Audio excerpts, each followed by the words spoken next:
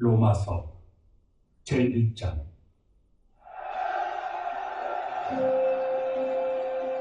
예수 그리스도의 종 바울은 사도로 부르심을 받아 하나님의 복음을 위하여 택정함을 입었으니, 이 복음은 하나님이 선지자들을 통하여 그의 아들에 관하여 성경에 미리 약속하신 것이다.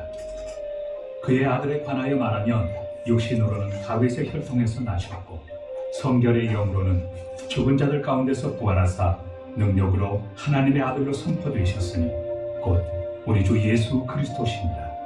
그로 말미암아 우리가 은혜와 사도의 직분을 받아 그의 이름을 위하여 모든 이방인 중에서 믿어 순종하게 하나니, 너희도 그들 중에서 예수 그리스도의 것으로 부르심을 받은 자입니다. 로마에서 하나님의 사랑하심을 받고 성도로 부르심을 받은 모든 자에게 하나님 우리 아버지와 주 예수 그리스도로부터 은혜와 평강이 있기를 원하노라. 먼저 내가 예수 그리스도로 말미암아 너희 모든 사람에 관하여 내 하나님께 감사함은 너희 믿음이 온 세상에 전파됨이로다. 내가 그의 아들의 복음 안에서 내 심령으로 섬기는 하나님이 나의 증인이 되시거니와 항상 내 기도에 쉬지 않고 너희를 말하며 어떻게 하든지 이제 하나님의 뜻 안에서 너희에게로 나아갈 좋은 길 얻기를 구하노라.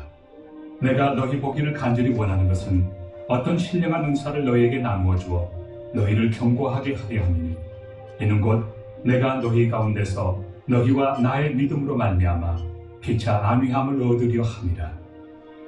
형제들아, 내가 여러 번 너희에게 가고자 한 것을 너희가 모르기를 원하지 아니하노니, 이는 너희 중에서도 다른 이방인 중에서와 같이 열매를 맺게 하려 함이로되 지금까지 길이 막혔도다. 헬라인이나 야만인이나 지혜 있는 자나 어리석은 자에게 다 내가 빚진 자라.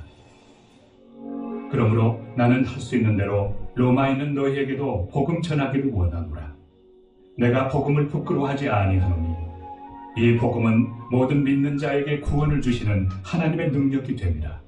먼저는 유대인에게요, 그리고 헬라인에게로다. 복음에는 하나님의 의가 나타나서 믿음으로 믿음에 이르게 하나니, 기록된 바 오직 의인은 믿음으로 말미암아 살리라 함과 같으리라. 아멘. 여러분, 성도 여러분, 로입니다. 복음이 무엇인지 가장 선명하게 드러내주는 책이에요. 여러분, 복음이 한 사람의 인생과 사역을 어떻게 바꿔내는지를 보여주는 책이기도 합니다. 그래서 로마서는 첫 문장부터 어떻게 시작합니까? 복음으로 시작하고 있다는 거예요. 여러분들께서 이 로마서 강의 설교를 시티 더 무브먼트 시간을 통해서 보실 때 말씀 구절을 펴놓고 보시면 편하실 겁니다. 네, 제가 말씀 외에 다른 것이 아니라 말씀 안에 있는 내용을 가지고만 다룰 계획이거든요.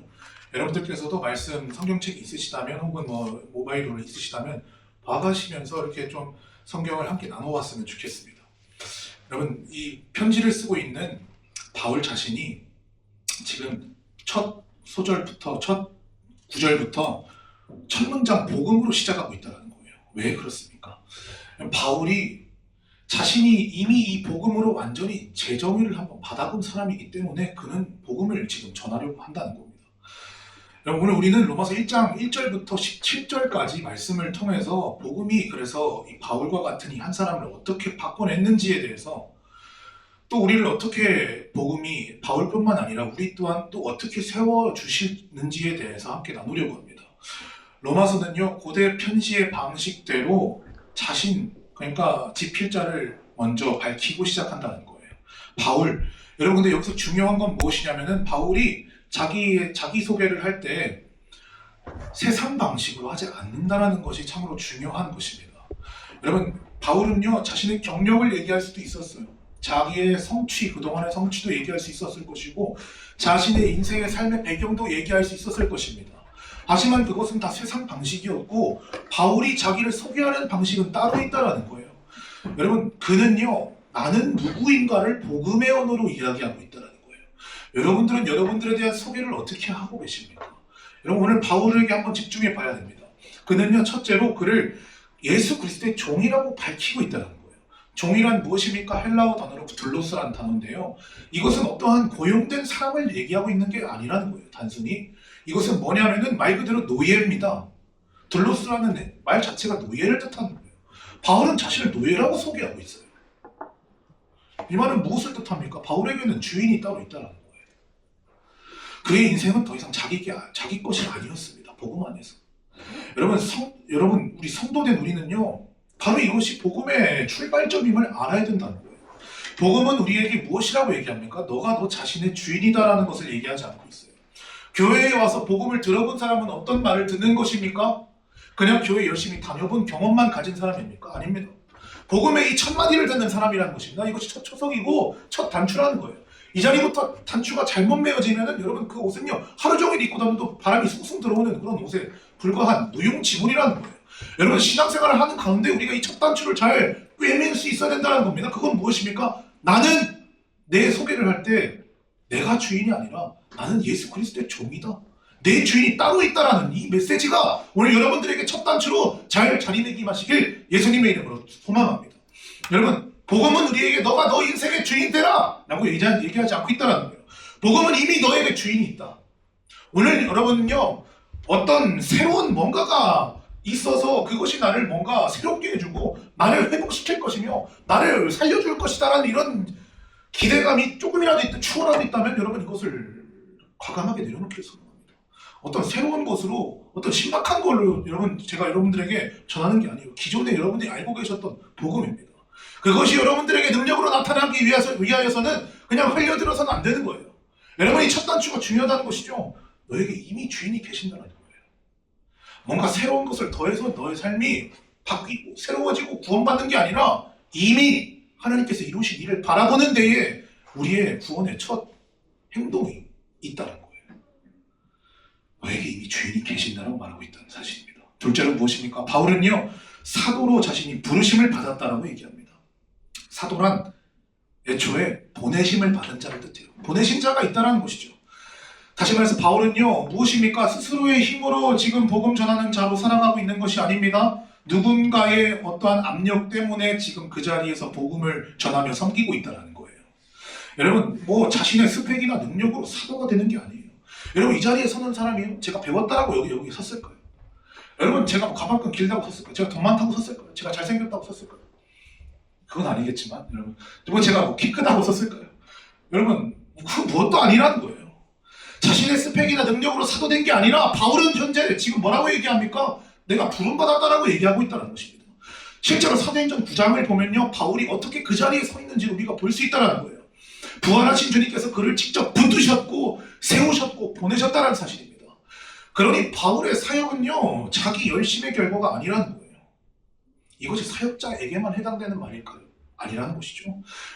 여러분들은 여러분들의 열심으로 여러분들을 규정할 수 있는 자들이 아닙니다. 주님이 개입하셔야 돼요. 단언컨대 여러분들이 세상 가운데 잘생기고 돈 많고 능력되고 스펙 좋고 뭐가 됐든 간에 가문이 좋고 집안 재산이 얼마가 있든 간에 여러분 무엇이든 간에 자기 열심히 자신을 규정하는 삶을 살아간다면 그는 본질적으로 생명 없는 자입니다. 이 세상에 존재한다고 할 수가 없어요. 이단아예요. 반항자예요. 하나님 대적자예요. 불법 점유자입니다. 하나님을 주인으로 하지 않는 사람은 존재론적으로 여러분 불법적인 사람인 거예요. 여러분들 안에 생명이 있습니까? 죽은 자입니까? 살아있는 자입니까? 자기 열심으로 자기를 규정하려 하지 마십시오. 주님이 개입하셔야 됩니다. 주님이 이 세상에 유일하게 존재하시는 분이실진데 내가 왜 존재한다고 착각하는 거예요. 우리는 주님만이 존재하십니다. 우리는 존재하려고 발버둥 치지만 그래서는 날 존재하는 생명을 가진 자로서 나를 규명해낼 수가 없어요. 주님을 우리 안에 모셔야 됩니다. 주님이 내 안에 살아 계셔야 됩니다. 주님이라는 진리가 내 안에 뼈대를 이루고 내 살과 피를 이루고 있어야 되는 거예요. 그 사람만이 존재하는 겁니다. 그래서 바울의 편지는 성경이 됐어요. 그래서 그 안에서 하나님의 진리가 현재 드러나고 있다는 겁니다. 그런데 성도 여러분, 주님은 왜 바울을 그렇게도 강하게 붙드셨을까요? 바울은 말합니다. 하나님의 복음을 위하여 택정함을 자신이 입었기 때문이라고 얘기하고 있어요. 여기서 택정함이라는 단어에 우리가 주목할 필요가 있다는 것입니다. 택정함이란 원뜻으로 분리되다라는 뜻이에요. 분리되다. 다른 모든 것들로부터 떼어 놓아여지다. 따로 구별되다. 여러분 그래서 이것이 무슨 의미입니까 도대체? 바울의 삶은 복음이라는 단 하나의 목적을 위해서 구별되었다는 뜻이에요. 그의 시간도 열정도 재능도 재산도 그 어떤 것도 복음을 위해서 분리된 겁니다. 택정함을 입은 겁니다. 그는 복음을 위한 사람으로서 살아갔었어요. 평생을 살아갔었습니다. 그런데 여기서 우리가 꼭 붙들어야 될 사실이 있어요. 바울은요, 억지로 종이 된 자가 아닙니다. 억지로 뭔가 하나님의 택함을 입은 자가 아니라는 거예요. 억지로 구별된 자가 아니라는 거예요. 그는 마지못해 붙들린 사람이 아니라는 거예요. 기꺼이 종이 된 사람입니다. 여러분, 복음을 위해서 부와 건강과 명예와 어떤 재산들을 모두 다 주님 앞에 내려놓을 수 있었다는 겁니다. 복음을 위해서. 바울은 어떻게 그럴 수 있을까요? 어떻게 바울은 그럴 수 있었을까요? 복음이 너무 위대했기 때문입니다. 그는 복음을 지키기 위해서 많은 것들을 포기했지만 나는 결코 포기하지 않았다라고 말하는 사람이었어요. 그것을 결코 손해로 여기지 않았던 사람입니다. 왜냐하면 복음이 그 어떤 것보다 더 크다는 것을 바울은 발견했기 때문이라는 겁니다. 신앙생활요. 우리 희락 회복이라는 그런 주제를 가지고 계속 다뤄왔었죠. 그냥 남들 다 하듯이 그냥 하는 게 신앙생활이다가 우리의 신앙생활의 정의가 돼서는 안 됩니다. 여러분들 안에서 이 복음을 향한, 복음이 내 삶의 그 어떤 것, 이 세상에 살아가는 그 모든, 내가 경험하는 그 모든 어떤 것보다 가장 더 크다는 것을 보고 그 가치를 발견한 자만이 신앙생활을 기쁨으로 할 수 있는 거라는 것을 저와 여러분들이 계속 나눴다라는 거예요. 여러분, 그러니 오늘도 우리가 물어야 됩니다. 우리 자신에게. 여러분들에게 성공보다 복음이 더 커진다면 어떻게 되겠습니까? 여러분들에게 성과가 복음보다 중요해지면 어떻게 되는 거예요? 사람들의 인정받는 것이 주님의 부르심보다 더 중요해지면 어떻게 될까요? 그때 여러분, 우리는요, 이 복음의 첫 단추를 잘못 깨보고 있는 거예요. 성공이 더 중요하고 성과가 가장 중요하고 이 사람들의 인정이야말로 나를 규정하는 그런 사람이라면, 여러분, 사람들의 인정과 사람들의 그러한 나를 향한 칭송이 주님의 말씀보다 더 크게 들린다면 그때 일어나는 일이 있는데, 그건 뭐냐면 우리가 종으로 살지 않고 주인으로 살고 있다는 거예요. 주님의 음성이 아니라 세상의 평가가 날 규정하기 시작한다는 겁니다. 성도 여러분, 오늘 저와 여러분들은 무엇을 위해서 택정함을 입고 살아가고 있습니까? 무엇을 위해서 분리되고 살아가고 있습니까? 우리의 시간과 에너지와 감정은 결국 어디를 향하여 가고 있습니까? 정말 복음입니까? 아니면 다른 우상들입니까? 다른 기준들입니까? 주인이 주님으로 되어 있지 않는다면 우리는 종이라는 이 성경의 단어들을 그냥 보고 지나칠 수 있다는 거예요. 성경 다 내가 읽어봤더니 별 수 없더라, 그런 말들이 나오는 겁니다. 이 첫 단추부터가 잘 매어져 있어야 되는 거예요. 하나님께 주권을 드리는 싸움입니다, 신앙생활은. 그렇다면 바울이요, 이렇게까지 기꺼이 붙들려고 했던 이 복음은 과연 무엇을 의미할까요? 복음이라는 말은 문자 그대로 좋은 소식을 이야기하는 거예요. 당시 황제가 전쟁에서 승리하면 전령을 보냅니다. 전령에 가서 뭘 얘기하죠? 승리의 소식을 전한다는 겁니다. 소식이 뭐예요? 그러니까 이 같은 맥락에서 복음을 생각해 볼 수 있어야 된다는 겁니다. 복음이라는 유앙겔리조라는 단어가 이 황제가 전하는 전령과 같다는 건데요. 여러분, 복음은요, 본질상 어떠한 조언이나 어드바이스나 충고를 이야기하지 않고 있다는 거예요. 복음은 이렇게 하면 전쟁에 승리한다, 이렇게 하면 너가 인생을 더 좋게, 더 윤택하게 살 수 있다, 이렇게 하면 삶의 질이 높여진다를 얘기하고 있지 않다라는 거예요. 본질상 복음은 조언이나 충고가 아니라는 겁니다. 승전 소식을 전하는 전령자는 가서 충고하는 게 아니에요. 선포하는 겁니다. 승리했다 이겁니다. 이미 승리했다 이거예요. 이렇게 하면 승리할 거야가 아니라 이렇게 충고해 주는 게 아니라 선포라는 겁니다. 다시 말해, 쉽게 말해 복음은 이렇게 살아라를 얘기하고 있지 않아요. 복음은 자기 개발서가 아니라는 거예요. 복음은 선포입니다. 이미 이렇게 됐다. 소식입니다. 복음은요, 인간이 만들어낸 자기개발서나 처세술을 이야기하는 게 아니라 하나님께서 이미 이루어내신 사실에 대해서 선포하는 메시지라는 거예요. 바로 여기서 오늘 제목이 분명해지는 것입니다. 복음은 무엇입니까? 내 취향이 아니라 왕의 소식이라는 거예요. 내가 골라서 조금 듣고 그리고 또 마음에 안 들면 좀 버리는 그건 옵션 따위가 아니라는 겁니다. 복음은 이미 이렇게 됐다는 거예요. 받아들일지 말지만 내 안에 지금 있는 거예요. 이것을 가지고 복음이 내가 복음을 적용해봤더니 내 삶이 달라졌다, 그것도 맞는 말이지만, 여러분, 이것을 자기개발서처럼 대하거나 인간적인 어떤 처세술로 듣거나 조언이나 충고로 듣는다면 여러분들에게 있어서 복음은 아직 재발견되어야 될 하나의 과제가 되는 것입니다. 여러분, 내가 좋아서 조금 듣고 조금 버리는 옵션으로 대하지 마십시오. 복음은 하늘의 왕께서 선포하시는 뉴스로 대하십시오. 이미 이렇게 됐다는 겁니다. 여러분들께서 아무리 삶 가운데 여러분들이 주인되며 살아가고 싶지만 여러분들도 어찌할 수 없는 게 있다는 거예요. 유가는 계속 올라갑니다. 전쟁을 여러분들이 가서 어떻게 총알바지라도 해서 전쟁을 멈출 수도 없는 노릇이에요. 이와 마찬가지로 여러분, 복음이란 여러분들께서 손쓸 수 없는 무엇인가 이미 이루어진 사실에 대한 선포라는 것입니다. 여기에 대해서 내가 왈가왈부할 게 아니에요. 여기에 대해서 내가 그 복음을 내가 이용할까 말까를 선택하는 옵션이 되는 게 아니라는 겁니다. 내가 선택하든 받아들이든 영접하든 하지 않든 간에 복음은 이미 이루어진 사실에 대한 선포일 뿐이지, 거기에 내가 그것을 못 받아들이면 그냥 도태될 뿐이라는 겁니다. 여러분, 2절을 보십시오. 이 복음은요, 게다가 갑자기 등장한 새 소식도 아니라는 겁니다. 2절 보시면 선지자를 통하여 그의 아들에 관하여 성경에 미리 약속하신 것이라고 되어 있다는 거예요. 이 말은 무엇입니까? 바울은 복음을 계속해서 변증하고 있다는 겁니다. 구약 성경, 그동안의 유대인들이 봤던, 취했던 그 구약은요, 복음의 예고편이었고 복음의 그림자였던 거예요. 맥락상 그렇다는 겁니다. 복음이 전혀 맥락 없는 갑자기 하늘에서 뚝 떨어진 무엇인가가 아니라 하나님께서 전부터 계속해서 약속해 오셨다는 거예요. 그리고 복음의 중심이 무엇입니까? 3절은 분명히 말합니다. 그의 아들에 관하여. 복음은 어떤 개념이 아닙니다. 방법론도 아닙니다. 인생을 잘 사는 팁도 아닙니다. 여러분, 복음은 누굽니까? 한 분에 관한 소식을 이야기하고 있다는 거예요. 복음은 바로 예수 그리스도가 계신데 그분에 관한 소식인데, 복음은 결국 무엇입니까? 예수 그리스도가 네 주인이다. 네가 듣든 안 듣든 영접하든 말든 간에 네 주인이다 이거예요. 이미 끝났다. 이미 이런 소식이라는 겁니다.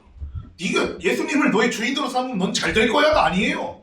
이미 네 주인인데 너 지금 뭐 하고 있냐 이겁니다. 너 지금 왜 불법 점유하고 있냐 그 얘기입니다.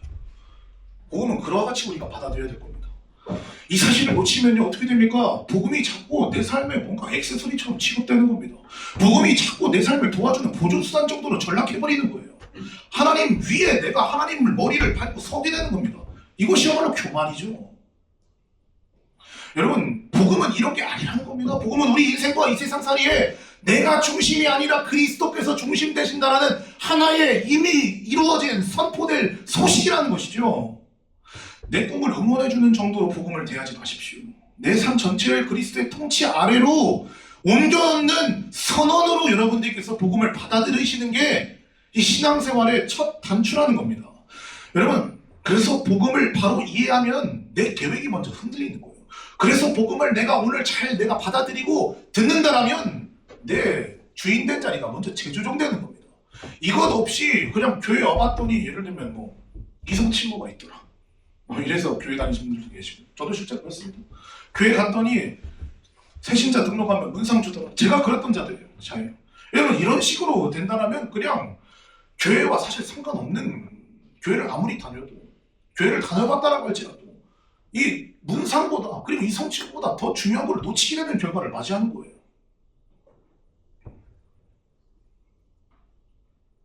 내 계획이 흔들리고 내 자리가 재조정되고 내 인생의 중심축이 바뀌는 사실로서 받아들여야 될 게 바로 복음이라는 것입니다. 오늘 나에겐, 오늘 여러분들에겐, 여러분 각자에겐 한번 생각해 보십시오. 이러한 주권 이양의 삶이 있습니까? 주권 이양된 삶이 나타나십니까? 이거 없이는 우리가 신앙생활을 논할 수가 없어요. 주권 이양의 삶입니다. 복음은 이걸 말하고 있습니다. 이어서 바울은 그 아들이 어떤 분이신지를 아주 밀도 있게 설명하고 있는데요. 먼저 그분은 참된 인간으로 오신 분이시죠. 3절에 육신으로는 되어 있습니다. 이 말은 예수 그리스도께서 실제 이 인류의 역사 가운데 육신을 입고 들어오셨다는 것이죠. 몸을 입고 오셨고 우리의 시공간 속으로 그분께서 들어오셨다는 겁니다. 그분은요 이렇게도 우리들에게 우리 피부에 와닿는 그런 분이라는 거예요. 말씀이 저 윗동네 어르신 그분께서 하시는 말씀이 아니라 우리의 피부에 와닿는, 우리의 살과 피부를 같이 하는, 몸을 입고 오신, 시공간 속으로 들어오신, 우리가 육안의 눈으로 인식 가능한 분으로 들어오셨다는 겁니다. 내 삶과 그만큼 상관이 있다는 것이죠. 또 그분은 약속의 성취입니다. 다윗의 혈통에서 나셨다. 사무엘하 7장에 무엇이라고 얘기합니까? 다윗의 자손 가운데 참된 왕이 나올 것을 약속하셨고 하나님께서는 이미 이 사실에 대해서 전부터 예고해 오셨다는 거예요. 다윗의 혈통, 그리고 수많은 선지자를 통해서 이미 약속하셨고 예수 그리스도 안에서 그 약속이 성취되었다는 것을 바울은 지금 보여주고 있다는 거예요. 그리고 동시에 그분은 단지 인간 안에 머무는 분이 아니라 참 하나님이시라는 거예요. 4절은 말합니다. 성결의 영으로는 죽은 자들 가운데서 부활하사 능력으로 하나님의 아들로 선포되셨으니 우리 인간 인류 사회 역사가 결코 피할 수 없는 이 숙명과 같은 것은 무엇입니까? 죽음이라는 거예요. 근데 예수 그리스도 그분 한 번만은 부활하셨다는 겁니다. 능력으로 그래서 하나님의 아들로 선포되셨다는 겁니다. 여기서 바울은요, 예수님이 부활해서 바로 하나님의 아들이 됐다를 얘기하고 있지 않아요. 이미 하나님의 아들이신데 그분은 부활이야말로 부활을 통해서 자신이 누구신지가 공적으로 증명되었다 이 말입니다. 여러분, 부활이란 예수님의 정체를 확증하는 하나님의 선포라는 거예요. 비어있는 무덤이란 예수님이 진짜 하나님이 아들이신지에 대한 분명한 증거와 선명한 증거가 된다는 것이죠. 그리고 부활과 승천은 그분이 하나님의 오른편에서 통치하시는 왕이라는 사실을 드러내고 있다는 사실입니다. 어떻게 될까요? 결국 예수님을 우리가 왕으로 볼 수 있어야 된다는 겁니다. 그분은요, 우리를 구하기 위해서 인간의 몸을 입고 이 낮은 자리에 오셨고, 그리고 인간과 달라 그분은 신이셔서 부활하셨다는 겁니다. 그분이 왕이에요. 왕 앞에 우리는 어떻게 행동해야겠습니까? 내가 왕임을 주장할 수 없는 것입니다. 그랬다가는 반역자가 지키는 거예요, 낙인이. 우리는 무릎 꿇어야 돼요, 그분 이름 앞에. 그러니까 여러분, 예수님에 대한 그냥 인간적인 존경심만으로는 안 됩니다, 여러분. 이게 그냥 예수님 성자고 사대성인 중 한 명이고 기독교의 창시자고 참 좋으신 분이고, 여러분, 이런 식으로 인간적인 존경심은요, 통상적인 은혜예요. 통상적인 은혜로는 구원받지 못합니다. 저도 그랬거든요. 뭔가 오명해. 그리고 막 목사님은 막 되게 거룩해 보이고 막 굉장히 막 감동적인 메시지를 전해주시고 강단에서 저 막 눈물 났어요. 저 그때 구원받은 줄 알았거든요. 근데 여러분, 지금에 와서 제가 수많은 성경들을 읽고 그리고 수많은 신학의 성질들의 기록들을 읽고 또 연구하고 묵상하고 기도하고 하는 과정에 깨달은 건 뭐냐면, 통상적인 은혜들, 예를 들면 존경심이라든지, 예를 들면 예배할 때 눈물 났던 경험이라든지, 예를 들면 그 무언 어떤 감정적인 변화로서는 우리가 구원 얻을 수 없다라는 거예요. 통상적인 은혜가 있는가 하면 성경이 말하는 구원에 이르는 은혜란 무엇입니까? 구원하는 은혜라는 거예요. 그건 뭐냐면 어떤 존경심이나 눈물이나 어떤 감정적인 변화와는 다른 것입니다. 소속이 바뀌는 것이고 내 주인이 바뀌는 것입니다. 복음을 이렇게 받아들여야 된다는 거예요. 복음을 단지 감동적인 드라마의 일종으로 보지 마십시오. 세상에 얼마나 눈물 쏟게 만드는 그런 드라마가 많아요. 그것 여러 가지 옵션 가운데 하나가 복음이 아니라는 거예요. 드라마와 같은 취급을 하지 마십시오. 복음은 드라마라는, 그리고 책이라는 그런 하나의 미디어로 우리들에게 인식되고 전달되지만, 본질적으로 그것은 그냥 단지 내 감정을 한번 불러일으키는 무언가가 아니라요, 여러분, 내 소속을 바꾸려는, 내 정체성을 바꾸려는, 내가 주인 삼았던 내 주인을 바꿔내는 하나의 소식이라는 겁니다. 이미 그렇게 됐다는 거예요. 주인 삼아라가 아닙니다. 네 주인이다, 이 말을 하고 있다는 거예요. 어떻게 하겠습니까, 여러분? 그래서 우리는 여기서 한번 생각해 봅시다. 예수님이 좀 내 삶을 도와주신다라는 소식이 아니라는 겁니다. 복음은 예수 그리스도의 통치가 이미 시작되었다는 선포를 이야기하고 있다는 거예요. 이 통치는 이미 시작되었고, 지난 2000년 전부터 시작해서 이 통치 아래에서 사는가, 아니면 이 통치를 벗어나서 어떻게든 악착스럽게 살아보려고 내 주권, 내 소유, 나의 그런 처세를 통해서 어떻게든 생존해보려고 하는 그런 억울한 발버둥인지, 아니면 이 세상의 정당한 통치권 아래에 그분의 통치를 진정으로 원하고 바라는 그런 그 나라의 백성인지가 여러분, 우리 안에 드러난다는 거예요. 이미 그분의 통치가 이미 시작되었다는 선포가 바로 복음이라는 겁니다. 그래서 바울은요, 마침내 그분을 뭐라고 얘기하고 있습니까? 4절에 예수 그리스도 우리 주라고 부르고 있다는 거예요. 곧 우리 주 예수 그리스도 신이라 4절에 얘기하고 있다는 겁니다. 우리 주라는 말이 그냥 갑자기 나온 말이 아니라는 거예요. 여러분, 주인으로 모셔야 된다는 거예요. 바로 이것이 복음의 중심입니다. 복음은 내가 중심이 아닙니다. 그리스도께서 중심이십니다. 이 복음은 우리에게 과연 무엇을 일으킵니까? 주권 이하의 삶, 주인을 바꿔내는 삶, 소속을 바꿔내는 삶, 내 전에 삼았던 나의 사랑의 애정이 된 삶을 바꿔내는 삶. 복음이 저는 이러한 삶은 어떤 변화를 일으켜냅니까? 바울은 5절에서 우리가 은혜와 사도의 직분을 받았다라고 얘기하고 있다는 거예요. 바울은요, 자기 역할도 은혜로 받았고 그 역할을 감당할 능력과 힘도 은혜로 받았다라고 지금 얘기하고 있는 것입니다. 그가 받았던 이 사명의 목적은 분명합니다. 모든 이방인 중에서 믿음의 순종을 이루게 하나니 5절입니다. 현재 이 표현에서 아주 매우 중요한 표현이 나오고 있죠. 여러분, 믿음의 순종입니다. 순종의 믿음이 아니라 믿음의 순종입니다. 이 말은 뭐냐면 순종이 우리들의 믿음을 대신하는 게 아니라 믿음에서 순종이 흘러나온다는 거예요. 부수적으로 순종의 믿음이 아니라 믿음의 순종이라고 했습니다. 5절에 보면 매우 중요합니다. 믿음에서 우리의 순종은 흘러나오는 것이지, 여러분 순종이나 행동에 방점을 찍고 여러분 신앙생활 하지 마십시오. 여러분들 안에 있는 그 믿음이란 동력이 있기 때문에 여러분들의 순종은 흘러나오는 것입니다. 자연스럽게. 그러나 여기서 우리는 분명히 하나의 균형을 붙들어야 됩니다. 바울은요, 구원의 조건으로서 순종을 얘기하지 않고 있다는 사실을 우리가 분명히 해야 될진데, 더불어서 우리가 깨달아야 될 건 무엇입니까? 우리가 참된 믿음을 가졌다라면 결코 삶이 그대로이지 않을 거라는 거예요. 참된 믿음은 순종을 당연히 불러온다는 것입니다.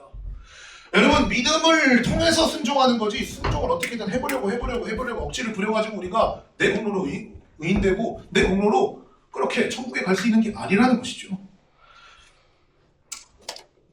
왜냐하면 여러분, 우리가 생각해야 됩니다. 복음은요, 우리를 왕 되신 예수님 아래로 부르기 때문이라는 겁니다. 왕 되신, 주인 되신 그분 아래로 우리를 은혜로서 부르신다라는 거예요. 내가 예를 들면은 자의로 내가 어떻게든 그분을 왕으로 모시려고 내 능력으로, 내 스펙으로, 나의 어떠한 그런 능력으로 그렇게 그분을 주인 삼을 수 있었던 게 아니라 주님이 은혜 주셨고 나를 부르셨고, 그리고 주님을 주인으로 삼고 그렇게 그분을 즐거워할 만한, 그분의 통치 아래에 사는 것을 즐거워할 만한 능력조차도 주님께서 은혜로 주셨다는 겁니다. 그래서 여러분, 참된 믿음을 주님께서 주신 은혜를 통해서 갖게 되는 것이고, 주님께서 주신 은혜로 주신 그 참된 믿음의 삶은 순종이라는 삶을 나타낸다는 거예요. 자연스럽게. 그분이 왕이신데 어떻게 우리들의 믿음이 우리들의 삶을 건드리지 않겠습니까? 여러분, 주님을 왕으로 믿으십니까? 주님을 진짜 주인 삼으십니까? 이 복음에 이미 이렇게 됐다라는 선포 앞에 여러분들 어떻게 반응하십니까? 그렇게 됐대. 내가 안 받아들이면 말고, 내가 받아들이면 나도 언젠간 주님을 주인이라고 부르겠지, 그렇게 삼겠지 가 아니라 이미 주인이라는 거예요. 왜 불법 점유하고 있냐는 것입니다. 여러분, 그 아래에서 여러분 우리는 주님을 왕으로서 모시는 거고, 그분의 은혜로서 우리는 순종의 삶으로 나타난다는 것이죠. 믿음이 당연히 우리들의 삶을 건드려낸다는 거예요. 당연히 우리들의 본질적인 어떤 위치를 건드려낸다는 거예요. 그러므로 믿음과 순종은 구원론적으로는 구별해야겠지만 실제 삶에서는 떼어놓을 수 없는 것이죠. 여러분, 순종을 구원의 조건으로 붙들면 누구도 살 수가 없어요. 구원받을 수가 없어요. 여러분, 순종해서 구원받는 게 아니라는 사실을 알고 있을 것입니다. 한번 생각해 봅시다. 순종을요, 우리 구원의 조건으로 만들면 그 누구도 구원받지 못한다는 거예요. 그러나 순종이 없는 믿음을 참된 믿음이라고도 부를 수 없는 것입니다. 여러분, 우리는요, 오직 예수 그리스도를 믿음으로 구원받는 것이고, 그 믿음은, 우리들의 안에 있는 믿음은 지금도 여전히 불완전하지만 실제적인 순종을 우리가 나타낼 수 있는 것입니다. 이것이 신앙생활입니다. 그렇다면 믿음이란 무엇입니까? 제가 말했듯이 왕 대신 예수님을 왕으로, 주인으로 삼는 것입니다. 그것이 믿음이에요.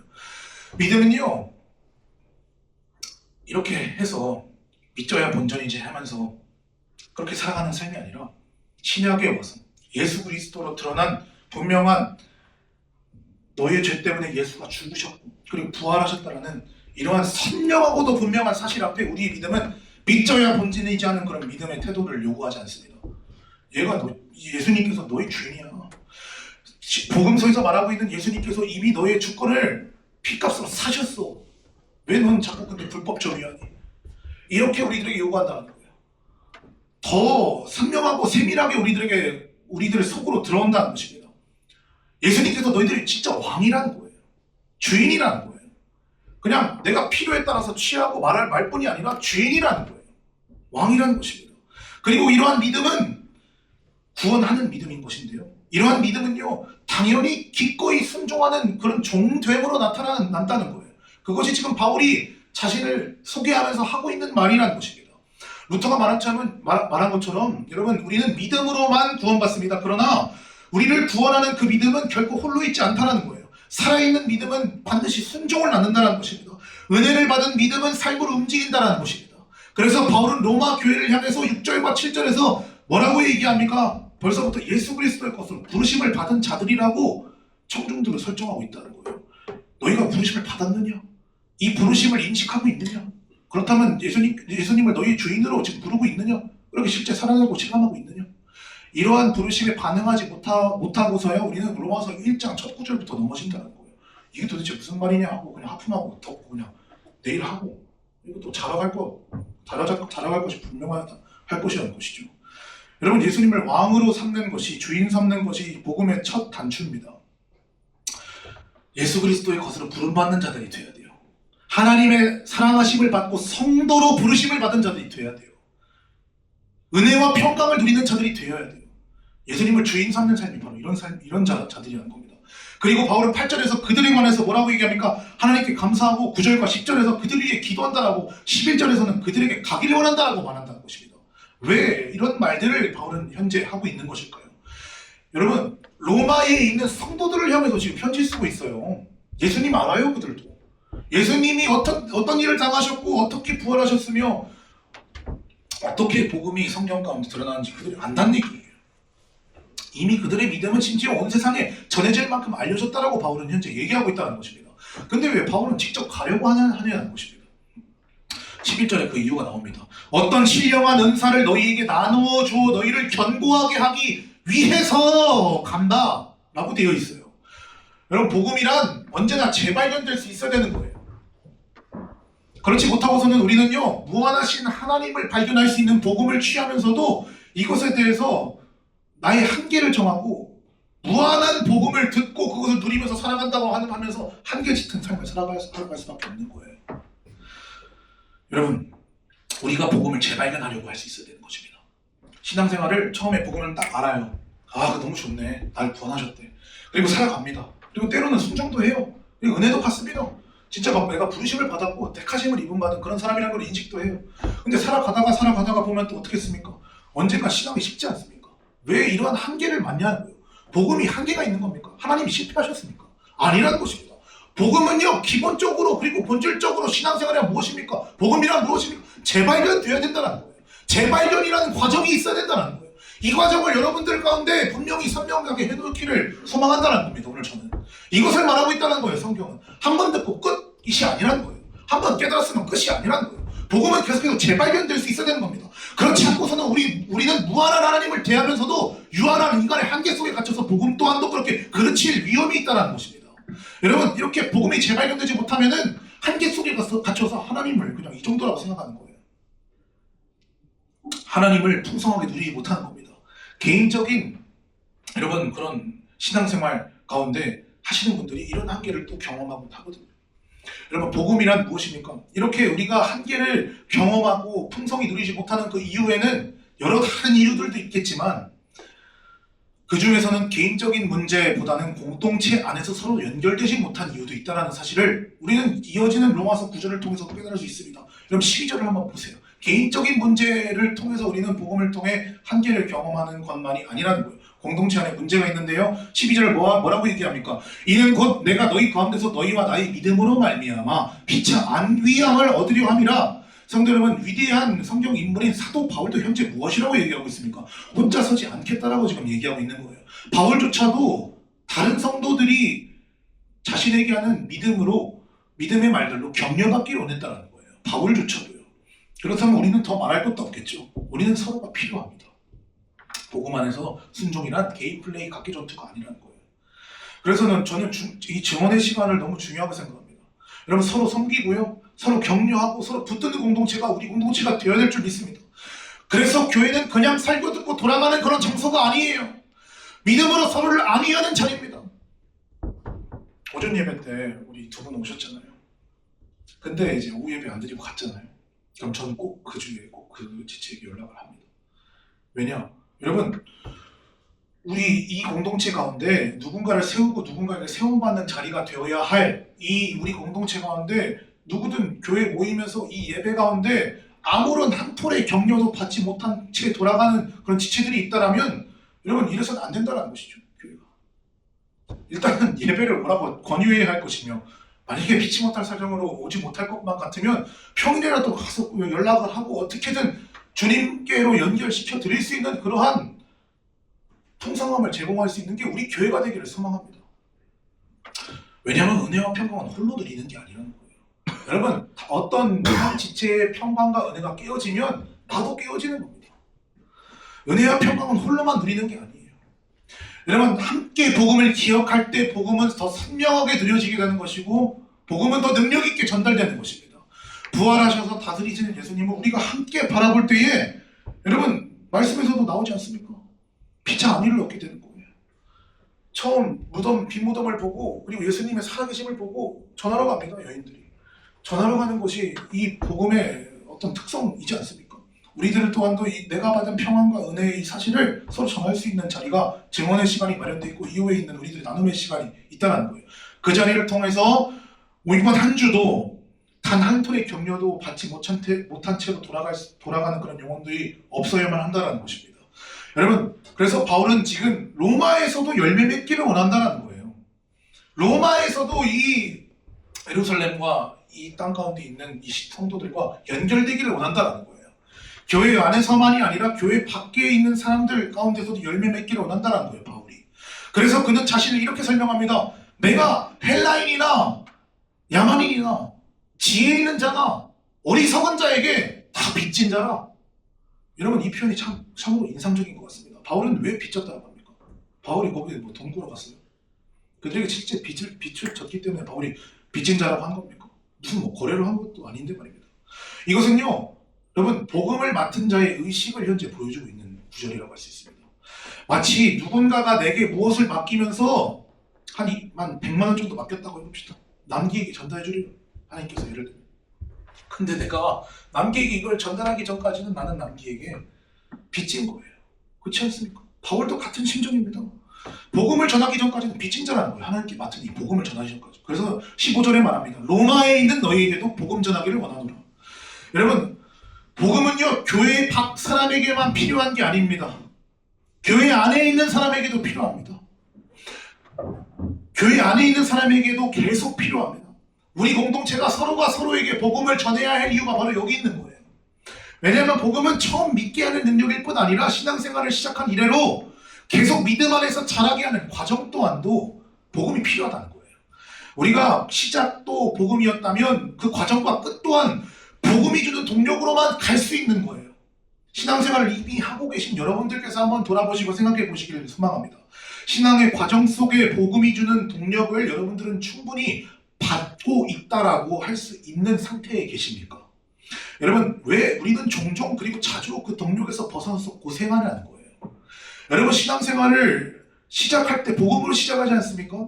그 과정 또한 복음일진데 이 과정의 복음 선포가 제대로 이루어지고 있느냐는 거예요.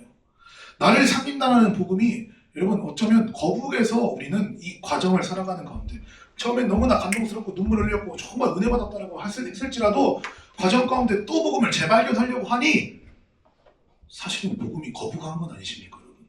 사실은 복음이 불편한 건 아니십니까? 뭐 그런 얘기를 또 하냐, 그런 입장은 아니십니까? 그런데요, 여러분, 솔직히 말하면 복음은 늘 거부감이 들리는 겁니다. 왜 그렇습니까? 복음은 구원이 공짜라고 얘기해요. 우리가 그만큼 무능하다는 겁니다. 거기에 우리 자존심이 상합니다. 복음은 예수님이 우리를 위해서 기어이 그렇게 십자가에 죽으셔야만 했다라고 얘기합니다. 이 말은 곧 우리의 상태가 그만큼 실감하다는 뜻이에요. 복음은 착하면 된다는 얘기하지 않습니다. 오직 예수 그리스도를 통해 하나님께 나오는 자만이 산다고 합니다. 여기서 우리 주권이 꺾이는 거예요. 왜 이렇게 살아도 구원받을 수 있는 거지? 왜 자신의 나름대로 살아가는 삶을 통해서도 나름대로 인생을 잘 살았다고 그냥 평할 수 있는 거지? 의롭다라고 할 수 있는 거지? 아니라는 겁니다. 무슨 인생을 살았든 다 깡통을 차고 빌어먹었든 아니면 진짜 1억 천만 가운데 살아갔든 뭐가 됐든 간에 오직 예수 그리스도를 통해 하나님께 나오는 자만이 인정하겠다 이 얘기예요. 이런 식으로 우리 주권을 꺾기 때문에 거부한 거예요. 또 복음은 온 세상이 말하는 힘의 방식을 얘기하지 않습니다. 예수님의 고난과 섬김을 통해 구원이 이미 이루어졌다고 얘기하는 거예요. 세상 사람들이 어떻게든 인류를 구원하기 위해 여러 가지 일들을 꾸며냅니다. 여러 가지 일들을 이렇게 계획하고 그런 사업들을 일궈내려고 합니다. 구원하기 위해. 다 헛된 거죠. 이미 구원은 선포됐어요. 이미 이루어졌다는 거예요. 구원이 이미 이루어진 것입니다. 예수님의 고난과 섬김을 통해서 어떤 힘의 방식도 기술의 발전도 아니라. 그러니까 어떻게 이해합니까? 어떻게 받아들여질 수 있습니까? 예수님의 고난, 인간의 기술로 어떻게든 인류를 구원해 볼 수 있다. 그렇게 하면 편해질 거다. 그렇게 하면 내가 드디어 안식할 수 있을 거다. 이런 소망을 갖고 있는 사람들에게 복음은 왜 거부감이 들 수밖에 없습니까? 그렇게 편하고 안전하게 살고 싶은 우리들의 마음에 계속 거슬린다는 거예요. 왜냐하면 예수님께서 보이셨던 구원의 방법은 힘의 논리가 아니라 기술의 발전이 아니라 고난과 섬김을 통해 이루신 방법이기 때문이라는 것입니다. 편하고 안전하게 살고 싶은 우리의 마음이 계속 거슬린다는 거예요. 복음이. 그래서 우리는 어떻게 생각합니까? 늘 자주 복음을 미련한 것으로 여기고 교회 다닌다고 하면서 종교라는 기독교라고 쓰면서 복음을 부끄러워해요. 수치스럽게 여겨요. 네. 그게 사실입니다. 이 말은 여러분 우리는 생각해 봐야 됩니다. 어디에서 우리가 그러냐는 거예요. 어디서 우리는 이런 수치심과 이런 부끄러움과 이런 복음을 비밀로 만드는 그런 지점이 바로 어디냐는 겁니다. 여러분 대부분요 성공이 내 정체성이 될 때 그렇습니다. 성과와 평판과 인정이 나를 규정하도록 하는 사람일수록 더욱 그렇습니다. 복음은 그때 위험한 말이 되는 거예요. 그런 사람들에게. 성공이 그렇게도 중요한데 무슨 복음이 웬 말이라는 것입니다. 복음이 기어이 내 생존과 책임의 자리를 건드리는 그런 때가 올 때에 그 순간에 복음은 그 사람에게 있어서 아무리 그가 교회를 오래 다녔다고 할지라도 아무리 그가 은혜를 받고 눈물을 그렇게 흘렸다고 할지라도 심지어 뭐 성령의 은사 나타나는 그런 사람이라고 할지라도 복음이 기어이 그 사람의 생존과 체면의 자리를 건드리는 순간 그자가 복음을 찾고 그곳에서 복음의 능력 가운데 그가 거하지 못한다면 복음은 결국에 자꾸 숨기고 싶은 비밀로밖에 전락하는 거예요. 여러분 바울은 그러나 말하고 있다는 것입니다. 바로 이 지점에서 분명하게 말합니다. 내가 복음을 부끄러워하지 아니하노니. 아멘. 여러분 바울은 왜 그렇습니까?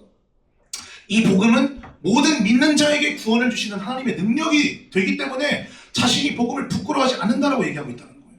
여러분 복음은요 종교적인 구호가 아닙니다. 기독교적인 어떤 추상적인 지식도 아니에요. 말뿐인 이론도 아니라는 것입니다. 복음은 능력이에요. 구원하는 능력이라는 것입니다. 실제 능력이라는 거예요. 하나님이 여러분들 구원하는 실제 능력이라는 겁니다. 모든 믿는 자에게 구원을 주시는 하나님의 실제 능력입니다. 그러므로 오늘 우리에게 필요한 기도는 바로 이런 고백이에요. 한번 다녀볼게요, 교회. 이것도 아니고요. 한번 그래요. 복음 한번 내 주인 한번 바꿔볼게요. 이것도 아니고요. 여러분 우리들에게 필요한 고백은 이런 고백이에요. 주님 제가 복음을 부끄러워하지 않게 하시고 내 정체성을 복음으로 다시 세워주십시오. 이런 정체성부터 다시 세워야 됩니다. 내가 하나님의 자녀라는 거. 내가 예수님의 십자가에 돌아가셔야 할 만큼 무능했고 심각했던 그런 사람이라는 거. 여러분 이것이 오늘 하나님의 말씀 앞에서 우리가 드려야 될 하나님 앞에 드려야 할 마땅한 고백이라는 겁니다. 여러분 복음은 왜 그렇게 강력합니까? 17절에 말합니다. 복음에는 하나님의 의가 나타나서 그렇다는 겁니다. 여러분 하나님은 의로우신 분이십니다. 그런데 하나님 단지 복음은 하나님이 의로우시다로 끝나지 않아요. 그 하나님이 의로우신데 너희 또한도 하나님께서 의롭다라고 하시길 원하신다라까지 얘기하고 있는 것이 복음이라는 겁니다. 이것이 바로 하나님으로부터 오는 의라는 거예요. 하나님으로부터 오는 의가 여러분들 가운데 있으십니까? 하나님으로부터 오는 의가 여러분들 가운데 있으셔야 돼요. 이것은요 인간이 스스로 발견해낼 수 있는 어떠한 그것이 아닙니다. 하나님의 은혜와 계시가 없으면 알 수 없는 거예요. 여러분 복음을 통해 하나님과의 관계가 회복된다는 것은 하나님이 아들을 통해 길을 여시지 않으면 결코 불가능한 일이라는 거예요. 이것은 여러분 인간 능력으로 할 수 없는 겁니다. 그래서 바울은요 결론을 낼 때 뭐라고 얘기합니까? 지금 하박국서의 말씀을 못 박습니다. 기록된 바 오직 의인은 믿음으로 말미암아 살리라. 믿음인 거예요. 하나님의 이러한 분이라는 걸 믿으십니까? 하나님께로부터 오는 의가 있다는 걸 믿으십니까? 하나님께로부터 의하면 뭔가 여러분들에게 필요성이 있나 없나가 지금 모르겠지만 한번 잘 생각해 보십시오. 여러분들이 사실 삶을 살아가면서 구하는 건 죄다 의예요. 의예요. 인정받는 거예요. 네. 우리 안에는 그러한 인정 욕구가 기본적으로 내재되어 있습니다. 태어난 아기가 부모에게 인정받기 위해 우는 거예요. 태어나자마자. 그렇잖아요. 네. 인정이라는 용어로 굳이 얘기하자면 다 거기에 수렴된다는 겁니다. 하나님의 의가 우리에게는 왜 필요하죠? 단지 그냥 내가 착한 사람인 걸 증명하기 위해서 아니라는 겁니다. 인생을 살아가는 가운데 결국에 인생의 고뇌는 무엇입니까? 내가 인생을 잘 살았느냐? 내가 인생을 후회되지 않은 인생을 살았는가라는 어떤 그런 하나의 질문이라는 겁니다. 여러분이 나중에 환갑이 되시고 나이가 먹어서 한번 그때 가서 한번 생각을 해보면 더 선명해질 거예요. 이런 고민이. 난 잘 살았나? 후회하지 않을 만큼 앞으로의 남은 인생 어떻게 살아가면 좋을까? 여러분 이런 고민을 누구나 하는 고민이잖아요. 하지만 그 어느 누구도 발버둥 쳐서 분투해서 자신의 인생을 그렇게 세워낼 수가 없다는 게 비극적이고 절망적인 우리들의 현실입니다. 여러분 이것을 받아들이셔야 돼요. 일희일비하지 마세요. 내가 못했다 혹은 내가 잘했다고 일희일비하지 마세요. 복음 안에서 하나님의 인정을 받는 자만이 인생의 모습의 현실의 체감이 어떠했든 간에 구원받는 겁니다. 인정받는 겁니다. 하나님의 인정을 크게 여기실 수 있는 이러한 영적인 이런 현상은, 영적인 이런 하나님의 능력은 어디서 경험되느냐? 여러분 기도와 말씀에서 발견되는 거예요. 특별히 40일 그리고 10일 기도, 작정 기도를 하고 있습니다. 복음 발견하실 수 있는 절호의 찬스라고 생각합니다. 그럼 오셔서 기도하세요. 하나님의 성품을 만나세요. 하나님의 신실함을 만나세요. 하나님께로부터 진짜 의가 있느냐? 오는 의가 있느냐? 하나님이 의로우신데 그분이 우리에게 보내시는 의가 있느냐? 그것을 여러분 경험하시는 시간 되시길 소망합니다. 여러분 복음에는 이렇게 하나님의 의가 나타나요. 그렇다면 믿음으로 살지 않는 삶이란 무엇입니까? 그 하나님을 믿는 게 믿음이거든요. 믿음으로 살지 않는 사람이란 어떤 삶의 종류이며 결국 그들은 무엇으로 살아갑니까? 방탕한 사람은 자신의 죄가 더 좋아서 믿음으로 살지 않아요. 도덕적인 사람은 자기 의를 세우는 게 더 좋아서 믿음으로 살지 않아요. 하나님 안 믿어도 그냥 제가 의롭다라고 스스로 여길 수 있는 거예요. 도덕적인 사람은. 성공을 자신의 정체성으로 삼는 사람은 세상이 말하는 성공에 끌려다니고 거기에 쩔쩔매ner하고 복음을 거부할 수밖에 없는 것입니다. 그리고 심지어 그리스도인들조차도 은혜를 잊어버리면 내가 실패할까봐 두려워서 자신을 몰아붙이고 실패 때문에 주저앉아 버린다는 겁니다. 그 순간 어떻겠습니까? 우리는 다시 첫 단추로 돌아가야 됩니다. 여러분 자기 힘으로 의로워지려는 삶을 살아가는 나의 삶의 방식에서 돌이켜야 됩니다. 복음을 재발견해야 된다는 거예요. 하나님 없이도 스스로 충만해질 수 있다는 이런 착각하는 삶으로부터 돌이켜내야 된다는 거예요. 여러분 선악과를 먹은 아담의 죄의 본질이 무엇입니까? 자율적 충만 추구의 삶이에요. 자율적 충만 추구의 삶. 아담이 선악과 괜히 먹어가지고 우리가 왜 이렇게 고생을 하고 앉았냐? 혹은 뭐 바벨탑 쌓은 사람들이 그렇게까지 인류의 망신을 줘가지고 우리가 이렇게 언어의 그런 장벽을 가지고 살아가냐? 여러분 그렇게 원망할 게 아니라는 거예요. 자율적 충만을 추구하려고 했던 그런 사람들의 모습이 바로 내 안에도 있다는 겁니다. 그런데 바로 복음은요 그 지점을 가만히 두지 않아요. 우리의 결핍을 폭로합니다. 우리의 자기 의를 깨트립니다. 우리를 불편하게 한다는 거예요. 그러나 여러분 복음은 불편하게만 끝나지 않습니다. 바로 그 자리에서 하나님께서 능력으로 우리를 다시 살린다는 거예요. 복음은 믿음으로 살게 하는 능력입니다. 그것이 바로 보여주는 복음이라는 거예요. 복음은 좋은 정보가 아니라 한 분이신 예수 그리스도 우리 주에 대한 선포라는 겁니다. 그래서 복음은 사랑을 바꿔요. 우리의 소속을 바꿔요. 주인을 바꾼다는 거예요. 순종을 바꿔요. 우리 공동체를 바꿔요. 우리 신앙생활의 방식을 바꾸려는 것입니다. 여러분 마지막으로 말씀을 정리합니다. 여러분 우리들은 스스로 이 자리에서 정직하게만 물어보셔야 돼요.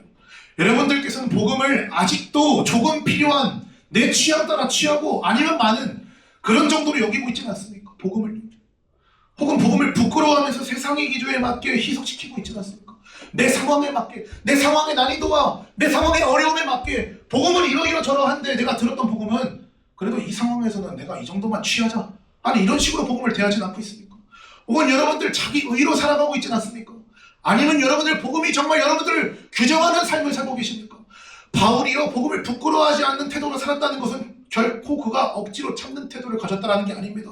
마지못해 견디는 태도도 아니에요. 오늘 바울에서 보듯이 그것은요 전도의 열망으로 드러나는 겁니다. 복음이 하나님의 능력임을 아는 사람은, 경험해본 사람은 복음을 의무처럼 전하지 않습니다. 사랑으로 전해요. 그리스도의 이름을 위하여, 그리고 주께서 사랑하는 사람들을 위하여 전합니다. 복음을 아느냐만 현재 묻는 것이 아닙니다. 저는 도대체 무엇이 여러분들을 움직이고 있느냐는 거예요. 무엇이 주인이냐는 거예요. 지금 여러분들의 마음을 가장 크게 흔드는 게 무엇입니까? 여러분들의 평안을 들었다 놨다 하는 게 무엇일까 여러분? 내 시간을 잡아먹는 게 뭐고, 내 감정을 끌고 다니는 게 뭐고, 내 결정을 좌우하는 게 뭐고, 여러분 거기서 바로 내 삶의 주인이 드러나는 거예요. 그래서 여러분 복음은요 우리를 편하게만 하지 않습니다. 우리가 끝까지 놓지 않고 쥐입고 있는 그것을 건드린다는 거예요. 내가 끝까지 책임지겠다는 그 고집, 내가 증명하겠다는 그 집착, 하나님께로부터가 아니라 다른 것으로부터 내가 평화를 얻겠다라는 그러한 숨은 우상대까지도 복음이 흔들어 놓는다는 거예요. 여러분 여기서 이 복음이 이 지점까지 들어와야 우리가 사는 겁니다. 그래서 오늘 우리가 이 변화의 끝자락에서 복음을 전하고 싶은 마음도 여러분 조용히 일어날 수 있을 때까지 우리가 이제 기도해야 되는데요. 함께 기도하겠습니다.